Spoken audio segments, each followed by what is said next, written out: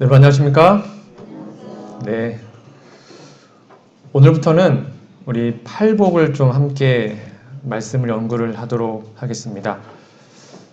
저희가 지금까지 제가 와서 창세기를 통해서 구원의 원리를 배웠고, 그 다음에 건강한 교회가 무엇인지 함께 살펴보았습니다.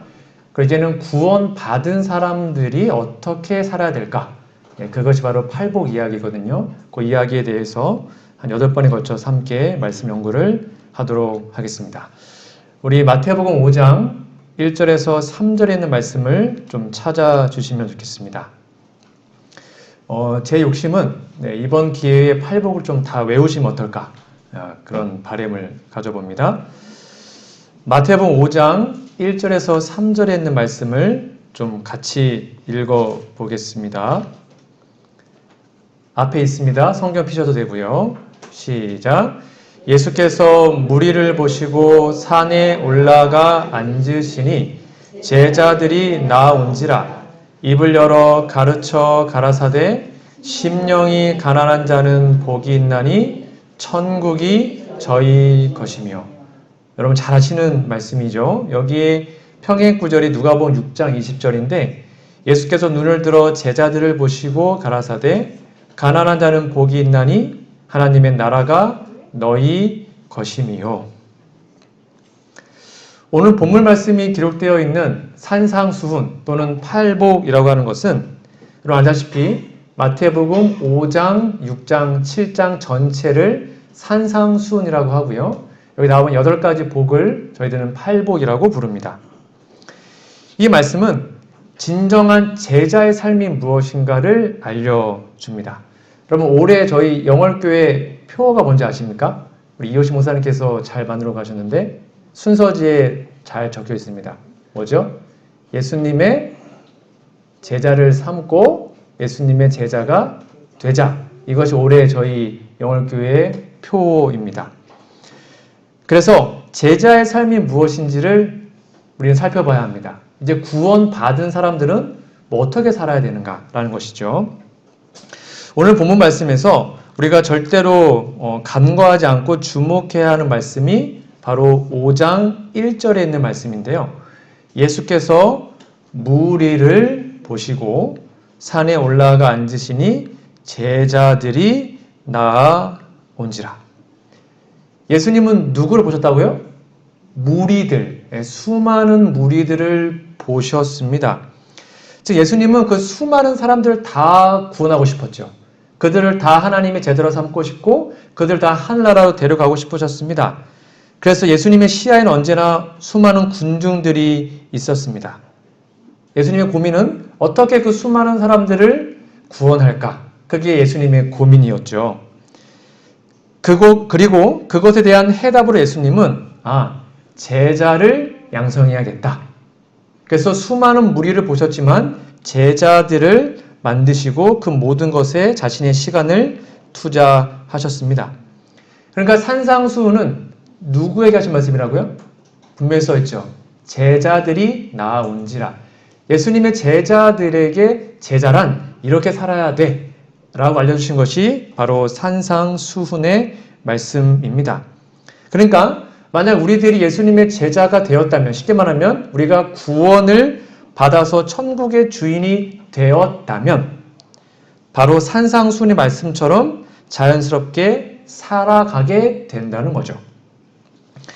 그러나 산상수훈의 말씀은 모든 사람에게 다 적용되지만 특별히 예수님의 제자들에게 적용됨을 우리는 이해해야 합니다. 그래서 제자도에 관한 설교다. 그렇게 정리하셔도 되겠습니다. 그러니까 구원받기 위해 노력하는 것이 아니라 이미 우리는 구원받았기 때문에 이미 우리는 천국의 주인이 되었기 때문에 이 지상에서 이렇게 살아야 된다라고 말하고 있는 것입니다. 자, 다시 한번 마태복음 5장 3절 심령이 가난한 자는 다 외우셨죠? 함께 해볼까요? 시작. 심령이 가난한 자는 복이 있나니 천국이 저희 것이며. 벌써 다 외웠습니다. 네. 예수님 당시의 백성들의 종교 지도자들은 그 당시의 종교 지도자들 그들은 자신들이 뭐 좀 되는 줄 알았습니다. 영적으로 되게 교만했고 거만했죠. 그래서 그 유명한 누가복음 18장의 바리새인들의 기도 기억나십니까? 하나님, 저는 이 세리와 같지 아니하고 저는 일주일에 2번 금식하고 막 자신의 업적을 자랑했잖아요. 그 바리새인들의 기도는 쉽게 말하면 유대 전체의 모습을 표상하고 있었습니다. 그런데 그 예수님 둘러싼 수많은 군중들 가운데 극소수의 사람들은 자신의 영적 체험 별로 없고 자신의 믿음이 별로 없음을, 자신 정말 부족함을 뼈저리게 느끼는 사람들이 있었습니다. 그러니까 자신의 곤고함, 가련함, 눈먼, 아무것도 아닌 것을 예수님 앞에서 느끼게 된 것이죠. 그래서 그러한 사람들이 나 정말 부족한데 라고 하고 있을 때에 예수님이 그들에게 소망의 말씀을 주신 것이 바로 오늘 말씀입니다. 예수님께서는 나는 부자라 부유하여 너는 부족한 것이 없습니다 라고 말하는 그들에게조차도 축복의 잔을 내밀어 주셨습니다. 즉 예수님은 절대로 부자들을 버리지 않으십니다. 근데 부자들은 예수님을 그렇게 갈급하지 않았습니다. 왜냐하면 먹고 살만했고 부족함이 없었고 예수님 없어도 행복했기 때문이죠. 근데 스스로 완전하다고 느끼는 사람들은 절대로 하나님을 찾지 않게 되는 것이죠. 산사문 7페이지에 이런 말씀이 기록되어 있습니다. 함께 좀 읽어볼까요? 시작. 교만은 아무 필요를 느끼지 않으므로 그리스도와 또 그분께서 오셔서 주시고자 하신 무한한 축복에 대하여 마음의 문을 닫는다. 이러한 사람의 마음 속에는 예수님을 위한 자리가 없다. 네, 여기까지요. 여기 보니까 왜 교만한 사람이 하늘에 못 가는가? 간단합니다. 교만한 사람은 어떻대요? 필요를 못 느끼는 거예요. 하나님의 은혜, 죄사함, 그런 것들이 별로 그렇게 간절하지가 않아요. 그거를 교만이라 그럽니다. 다른 것이 아니라 하나님이 별로 안 필요한 것입니다. 하나님 없어서 살만하니까. 이 정도면 괜찮으니까. 스스로를 부요하고 존경받을 만한 인물로 여기는 자들은 믿음으로 구하지 않으므로 하나님의 축복을 받지 못한다. 그들은 스스로 풍족하다고 생각하므로 빈손으로 돌아간다. 그러니까 교회에 수도 없이 나오고 아침마다 말씀을 읽고 그렇게 하나님을 믿는다고 공언하지만 늘 공허하고 빈손이라는 것입니다. 그 이유가 뭐냐면 나는 이만하면 괜찮지 뭐.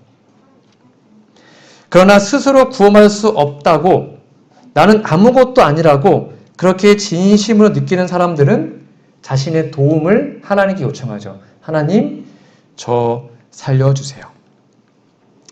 그런데 그러한 사람들, 심령이 가난한 사람들 하나님은 뭐가 있다면 복이 있다고 말씀하십니다. 제가 여러 번 말씀드렸습니다. 성경에서 복은 뭐라 그랬죠? 기억나십니까? 복이 있다는 게 뭘 말하는 거예요?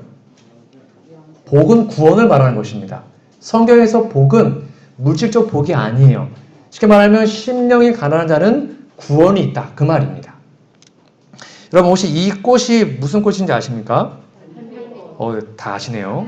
네, 이 꽃은 할미꽃입니다. 여러분 할미꽃 하면 이미지가 어때요? 할미꽃. 어떤 이미지가 좀 떠오르십니까? 네, 늘 이렇게 꼬발에 있어서 겸손. 보통 할미꽃 하면 겸손하다. 고개를 숙이고 있어서. 그리고 겨울 엄동설안에도 굴하지 않는 의지 아니면 수줍음 그런 것의 상징이 할미꽃이라고 합니다. 여러분 그런데 이게 뭐냐면 할미꽃의 뿌리입니다. 뿌리. 이게 할미꽃 뿌리인데 이 할미꽃 뿌리의 효능이 뭔지 아십니까? 우리 어르신들 아실 텐데.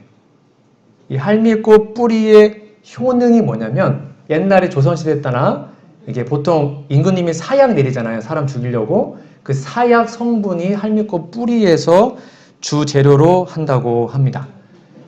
그러니까 이 할미꽃 뿌리는 독성 그 자체입니다. 그래서 각종 균에 대한 살균 및 살충 작용을 한대요. 그래서 아마 어르신들은 아실 텐데 저는 듣기만 했거든요. 여기 이제 재래식 화장실이잖아요. 퍼세식이라 그러죠. 여기에 이제 팔이 이제 구데기가 막 올라오지 않습니까? 여기 옛날에는 뭘 뿌린 줄 아세요? 할미꽃 뿌리, 그 뿌리를 이렇게 끓인 그걸로 뿌리면 안에 있는 구더기가 다 죽어요. 그러니까 그 정도로 독한 게 할미꽃의 뿌리라고 합니다. 여러분 이상하지 않습니까? 우리의 모습과 많이 흡사한 것 같아요. 할미꽃의 이미지가 뭐라고요? 겸손, 수줍음. 겉보기에는 그렇게 보이는데 그 밑에 뿌리에 뭘 갖고 있어요? 독. 사람을 죽이는 독을 갖고 있는 게 할미꽃이에요. 혹시 우리들의 모습은 이렇지 않습니까? 겉보기에는 부족합니다. 저 아시죠? 이렇게 겸손한 척, 믿음 있는 척, 뭐뭐 하는 척 하지만 정작 그래도 내가 그래도 김지사보다는 낫지. 내가 누구 장로보다는 낫지. 내가 저 목사보다 좀 낫지. 혹시 그런 마음 있지 않으십니까? 우리의 마음속 깊은 곳에는 죄악의 독이 가득해서 결국 그 독 때문에 나도 죽이고 남을 죽이는 그러한 인생을 살고 있지는 않으십니까? 할미꽃 뿌리에는 독이 있습니다. 우리 마음 깊은 곳에는 다 죄악의 독이 있다는 것입니다.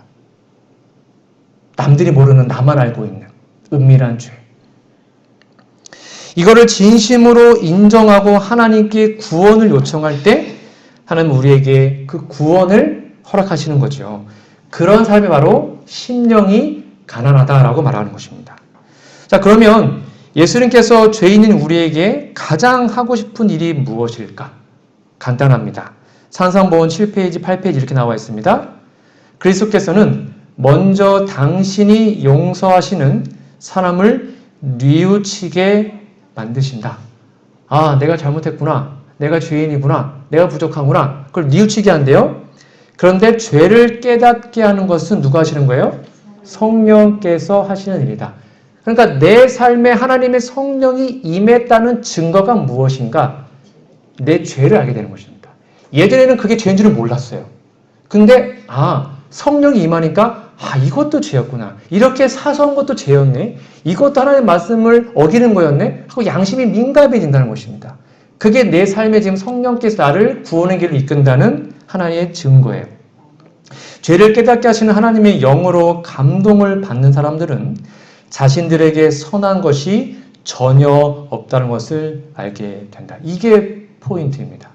진짜 성령을 마음속에 깊이 느끼면 그냥 가식이 아니라 말로만 부족하죠 이게 아니라 진짜로 내가 아무것도 아니구나. 내 안에 선한 게 전혀 없구나. 진짜 죄악 덩어리구나. 이걸 진짜 느낀다는 것입니다. 뼈저리게. 그들은 지금껏 해온 모든 일이 나름 목사라서 설교도 하고 전도도 하고 여러 개 했지만 그것조차도 이기심과 죄로 혼합되어 있다는 것을 본다는 것입니다. 진짜 하나님 영광을 위해서 했을까? 아니면 남들이 그냥 인정해 주니까, 남들이 직책이 있으니까, 결국 나의 이기심 때문에 한 건 아닐까? 여러분, 이기심 때문에 하나님 사업할 수 있습니다. 그것까지 느껴진다는 것입니다. 하나님의 성령이 임하면. 누가복음 18장에 나오는 가련한 세리 여러분 기억하십니까? 이 세리는 하나님의 성전에 예배 드리러 왔습니다. 그리고 감히 하늘을 우러러보지 못합니다. 그리고 이렇게 얘기합니다. 하나님, 저를 불쌍히 여기시옵소서. 나는 죄인입니다. 이거는 거짓말이 아니었습니다. 진심이었습니다. 하늘도 못 보고 하나님, 저를 용서해 주세요. 근데 여기 앞에 보십시오. 바리새인. 하나님, 저 일주일에 2번 금식합니다. 저 목사이고요. 저 성경 엄청 많이 알고요. 그거 하고 있는 것입니다. 놀라운 것은 누가요? 이 세리가 이 바리새인보다 더 의롭다라고 성경이 기록하고 있는 것입니다. 이렇게 자신의 더러운 모습을 깨닫고 하나님 앞에 울며 회개하는 자들을 성경은 복이 있다. 즉 구원받았다라고 선언합니다. 여러분, 진심으로 복 있는 사람, 하늘에 복 있는 사람이 되고 싶으십니까? 그렇다면 내 마음이, 심령이 가난한 자가 되게 해달라고 하나님께 기도하시기 바랍니다. 그러할 때 우리는 천국의 주인이 될 수 있습니다. 하나님은 회개한 자들에게 용서를 선물로 주시고 그 용서는 바로 예수님의 십자가로 우리에게 다가온 것입니다. 제가 정말 좋아하는 말씀입니다. 이사야 1장 18절 말씀 같이 읽어볼까요? 시작. 여호와께서 말씀하시되 오라 우리가 서로 변론하자. 너희 죄가 주홍 같을지라도 눈과 같이 희어질 것이요 진홍같이 붉을지라도 양털같이 되리라. 여기에 정말 중요한 것은 하나님이 우리에게 요구하는 것은 딱 하나밖에 없습니다. 뭐죠? 오라. 오라. 그 하나예요. 오면 끝나요. 그러면 그 뒤는 하나님이 다 해주시는 겁니다. 오라. 근데 우리는 이거를 종종 못할 때가 많죠. 또 제가 힘들 때마다 용기 얻으려고 읽었던 말씀이 있습니다. 이사야 43장 25절 말씀. 제가 또 정말 좋아하는 말씀인데요. 함께 읽어볼까요? 시작. 나하고 나는 나를 위하여 내 허물을 도말하는 자니 내 죄를 기억하지 아니하리라. 아멘. 하나님 누굴 위해서요? 나를. 이 나는 나가 아니고 하나님을 말하는 것입니다. 하나님의 영광을 위하여 우리의 허물을 도말한답니다. 그리고 그 죄를 어떻게 한대요? 절대 기억하지 않는데요. 우리가 뭐만 하면? 예수님께로 가기만 하면. 그거 하나면 충분한 것입니다. 예수님은 심령이 가난한 자에게 대하여 천국이 저희 것이다 라고 말씀하셨습니다. 이 천국은 지상왕국이 아닙니다. 우리가 그토록 가고 싶어하는 저 하늘나라, 하늘왕국을 말하는 것이죠. 여러분, 그러니까 예수님의 제자의 첫 번째 특성, 바로 심령이 가난한 것입니다. 내가 구원받았다. 그걸 알 수 있는 첫 번째 특성이 뭐라고요? 내가 아무것도 아니구나 라는 걸 깨닫는 것입니다. 이게 구원받는 사람의 첫 번째 특성이에요. 거듭난 사람은 너 구원받았습니다. 이 말하면 됐죠? 절대 그렇게 말하지 않습니다. 하나님을 알면 알수록, 말씀을 보면 볼수록, 우리가 빛으로 가면 갈수록 내 죄가 더 많이 보이기 때문에 나 진짜 예수님밖에 없구나. 정말 예수님밖에 없구나. 그거를 뼈저리게 느끼게 됩니다. 자기 심령의 처참한 빈곤을 느끼는 사람. 그 사람은 절망하는 것이 아니라 더욱더 하나님을 바라봄으로 의와 능력을 얻게 되는 것이죠. 여러분 잘 아시는 수고하고 무거운 짐진 자들아 다 내게로 오라. 여기에서 딱 하나 요구하십니다. 뭐라는 것입니까? 오라는 것입니다. 그러면 그 뒤에는 하나님이 다 해주시는 것입니다. 산상보험 8페이지에 정말 주옥 같은 말씀이 있습니다. 여러분 잘 보셔요. 과거의 경험이 어떠하든지 그리고 현재의 환경이 아무리 절망적이라 할지라도 연약하고 속절없고 낙담한 현 상태 그대로 예수님께 나가면 우리의 자비하신 구주께서는 멀리서부터 우리를 맞아 당신의 사랑의 팔과 의의 두루마기로 감싸 주신다. 그냥 요 모양 요꼴 그대로 하나님께로 가면 미리 하나님은 나와 계십니다. 근데 그 의의 두루마기가 뭔지 아세요? 의의 두루마기가 그분께서는 우리에게 당신의 품성, 의의 두루마기가 예수님의 품성이에요. 예수님의 품성을 그대로 나타내는 흰 두루마기를 입혀 아버지께 소개하십니다. 그러니까 우리가 예수님의 품성을 입으니까 하나님이 볼 때는 우리가 예수님처럼 똑같아진 것입니다. 그러면서 말씀하십니다. 그분은 우리를 위해 하나님 앞에 이렇게 간구하신다. 내가 대신 저 죄인의 자리에 앉았습니다. 지금도 제 고집대로 하는 것입니다. 제 고집대로 하는 예수님이 갔는데도 고집불통이에요. 계속. 그런데 불구하고 제 고집대로 하는 이 자녀를 보지 마시고 나를 보아 주십시오라고 말씀하십니다. 정말 감사하지 않습니까? 지금도 고집불통. 맨날 넘어지고 그래도 예수님이 우리가 그분께로 가기만 하면 그분의 귀한 품성을 우리에게 입혀주시고 그리고 그 품성을 통하여 하나님께 우리를 소개하시는 것입니다. 오늘 이 시간은 예수님의 삶의 특징인 가난한 자가 누구인지를 좀 살펴보고자 합니다. 첫 번째입니다. 함께 읽어볼게요. 하나님을 시작. 하나님을 가장 소중히 여기는 사람이 바로 심령이 가난한 자입니다. 만약에 우리가 하루하루를 살아가려면 만약에 건전지가 필요하다. 그러면 그 건전지가 얼마나 중요할까요? 예를 들면 오늘 건전지 하나를 받아야 그 건전지의 힘을 갖고 살 수 있다고 가정해 보겠습니다. 그러면 두말할 것도 없이 아침에 일어나자마자 뭘 얻을까요? 그 건전지 하나를 얻기 위해서 우리가 최선을 다할 것입니다. 마찬가지로 우리가 하루하루를 살아가는데 예수님의 능력과 십자가의 보혈과 그분의 성령과 그분의 죄사함과 용서가 필요하지 않습니까? 그거 없으면 우리는 하루를 살아갈 수가 없어요. 근데 수많은 사람들이 인생의 공허함을 가지고 그냥 살아갑니다.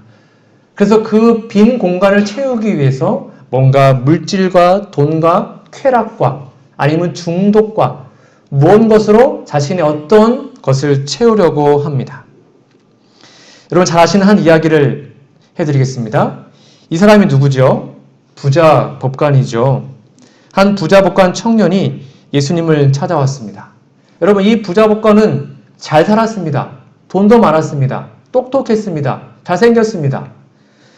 그런데 뭔가 마음이 공허했어요. 이게 아닌 것 같은데. 그래서 이 사람이 예수님을 찾아온 이유는 예수님, 제 마음이 공허함을 어떻게 채울 수 있습니까? 제가 뭘 해야 구원받을 수 있겠습니까? 어떻게 영생을 얻죠? 라는 근본적인 질문을 하게 됩니다. 이상하지 않습니까? 남들이 볼 때는 모든 걸 소유했어요. 완벽한 사람이었습니다. 그런데 예수님께 와서 자신의 부족함을 얘기합니다. 그때 예수님은 그가 가장 소중히 여기는 것이 무엇인지 알고 계셨습니다. 뭐라고 말씀하셨죠? 너의 재산을 다 팔아서 가난한 자에게 줘라. 무슨 말이에요?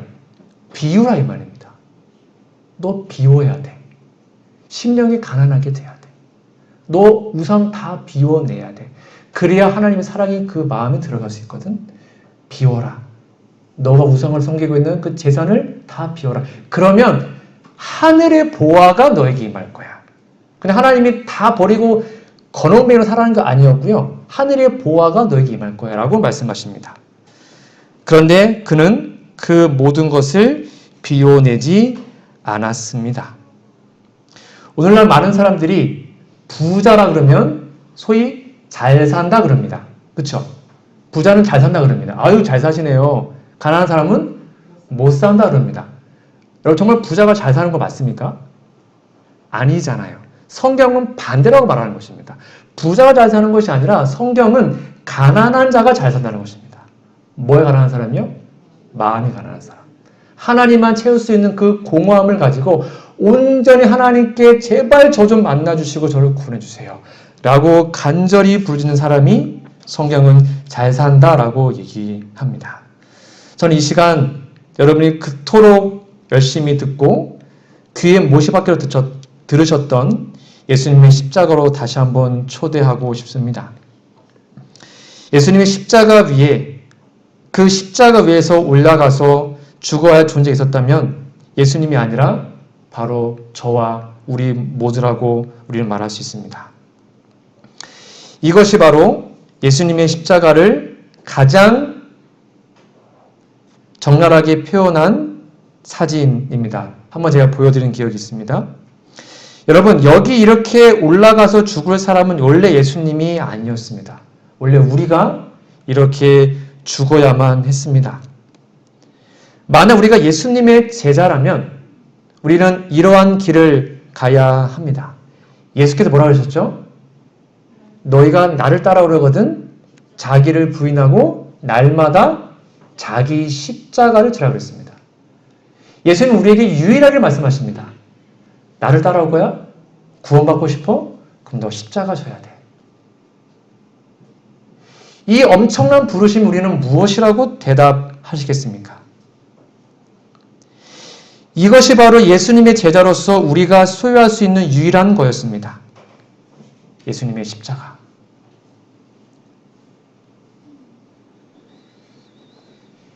우리는 진정으로 예수님의 십자가 외에는 그 어떤 것도 탐하지 않는 마음을 가지고 있습니까?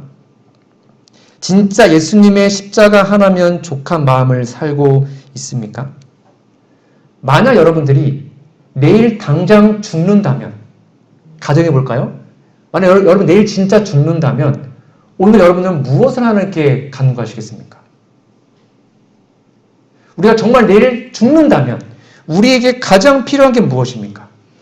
돈입니까? 재산입니까? 아무것도 아니잖아요. 뭐밖에 없어요? 구원이고 영생이잖아요. 근데 우리는 언제 죽을지 몰라요. 근데 왜 우리는 매일매일 살면서 진짜로 하나님께 구원과 영생을 위해서 정말로 처절하게, 간절하게 그렇게 간구하고 있지 않는지 모르겠습니다.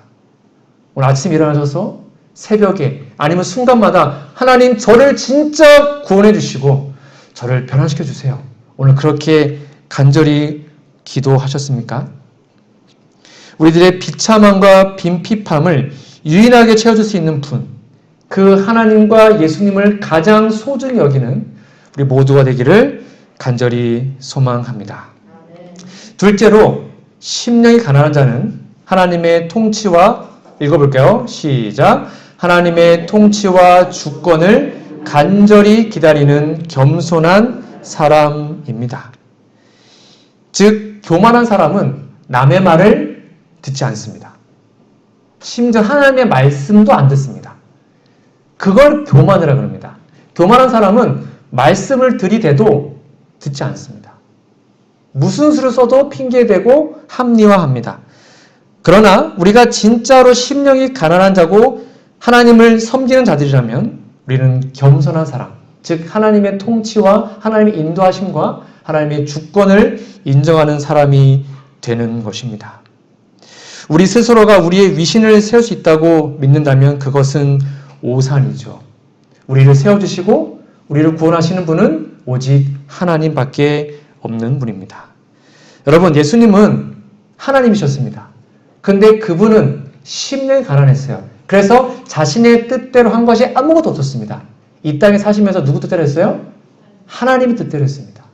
예수님조차도 하나님이셨지만 아버지의 뜻대로 온전히 순종했습니다. 하물며 우리가 이렇게 연약하고 죄 많고 어리석은 우리가 우리 마음대로 산다? 그것이 바로 교만인 것이죠. 여러분, 우리의 삶을 인도하신 하나님의 주권을 인정하시기 바랍니다. 그것이 바로 천국의 주인된 사람들의 모습입니다. 정말로 제가 요즘에 이제 아침에 이렇게 산을 좀 아침에 자주 갑니다. 산길을 걸으면서 산에 가면 참 좋더라고요. 산길을 걸으면서 하나님께 기도를 합니다. 뭐라 기도하냐면 딱 이렇게 기도합니다. 하나님, 저를 불쌍히 여겨주세요. 하나님, 저를 구원해주세요. 하나님, 살려주세요. 이런 기도 참 많이 합니다. 나사렛 예수시란 말을 듣고 소리질러 이르되 다윗의 자손 예수여, 나를 불쌍히 여기소서. 이 얼마나 간절한 마음입니까? 여러분, 이 기도 매일 하시면 좋겠습니다. 하나님, 저 살려주세요. 하나님, 저를 불쌍히 여겨주세요. 하나님, 저를 구원해주세요. 이 기도가 우리의 마음에서 진심으로 우러나올 때 우리는 진정한 구원을 경험하게 될 것입니다. 회개하는 심령으로 항상 하나님 앞에서 떠는 사람, 너무 부족하고 연약하여 떨 수밖에 없는 사람, 자기에게 아무것도 기대하지 않고 오직 하나님에게만 모든 희망을 거는 사람, 그런 사람이 천국의 주인임을 여러분 꼭 기억하시기 바랍니다. 다시 한번 마태복음 5장 3절을 함께 읽어보겠습니다. 시작. 심령이 가난한 자는 복이 있나니 천국이 그들의 것임이요. 한 귀한 찬양을 하나님께 올려드리도록 하겠습니다.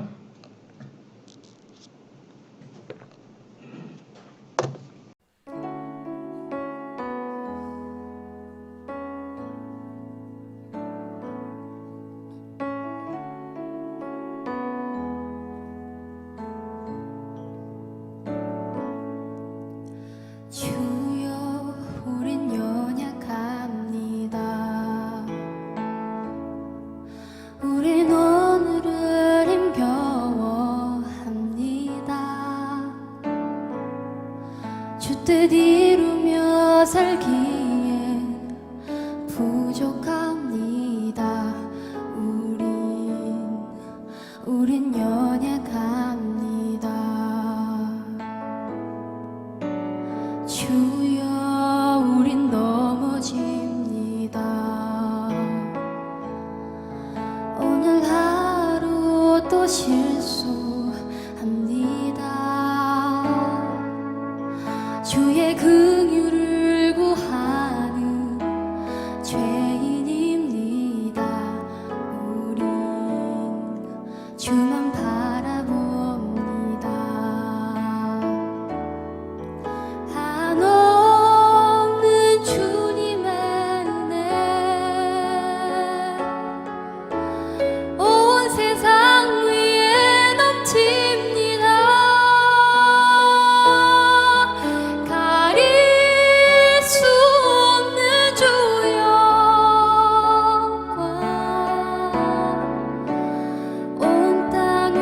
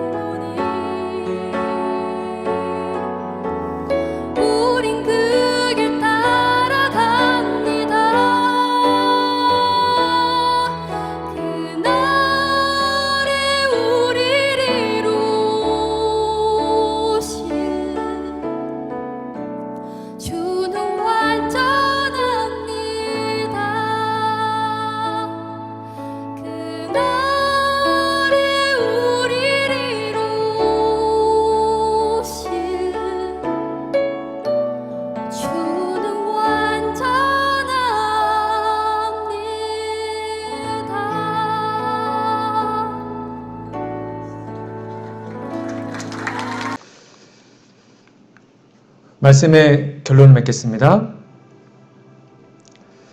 여러분, 이 세상에서 가난한 사람이 되십시오. 그래야 우리는 천국에서 살 수 있습니다.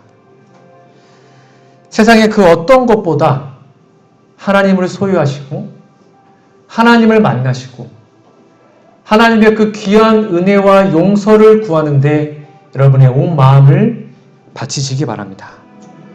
하나님께서는 우리가 하나님을 소유하도록 허락하셨습니다. 하나님 우리가 천국을 가질 수 있도록 허락하셨습니다. 그러면 무엇보다 하나님을 사랑하는 자가 되시기 바랍니다. 우리 마음속에 그 어떤 것도 채울 수 없는 그 공허함을 오직 하나님으로 채우시기 바랍니다. 나의 소유는 물론이요, 내가 할 수 있는 것은 아무것도 없음을 인식하시고 하나님, 저를 용서해 주세요. 하나님, 저를 구원해 주세요. 하나님, 저를 변화시켜 주세요. 이렇게 날마다 고백하시기 바랍니다. 우리는 너무 연약합니다. 주뜻 이루며 살기에 너무 부족합니다. 그리고 자주 넘어집니다. 또 실수하고 실패합니다. 그래서 주님의 긍휼을 구하는 죄인이고, 그래서 오직 하나님만 바라볼 수밖에 없습니다. 여러분, 그러나 낙담하지 마십시오. 왜냐하면 하나님의 한량없는 은혜가 온 세상 위에 차고 넘치기 때문입니다. 가릴 수 없는 주님의 영광이 우리에게 날마다 임하시기 때문입니다. 또한 예수님의 생명의 길임을, 그리고 그 길만 따라가면 우리는 그 재림의 날에 온전한 마음으로 하나님을 만나 뵙게 될 것입니다. 오늘 허락하신 말씀, 심령이 가난한 자, 그래서 천국의 주인으로서 정말로 날마다 하나님께 기도하는 저와 우리 모두가 되기를 간절히 바라며 오늘 말씀을 마치도록 하겠습니다.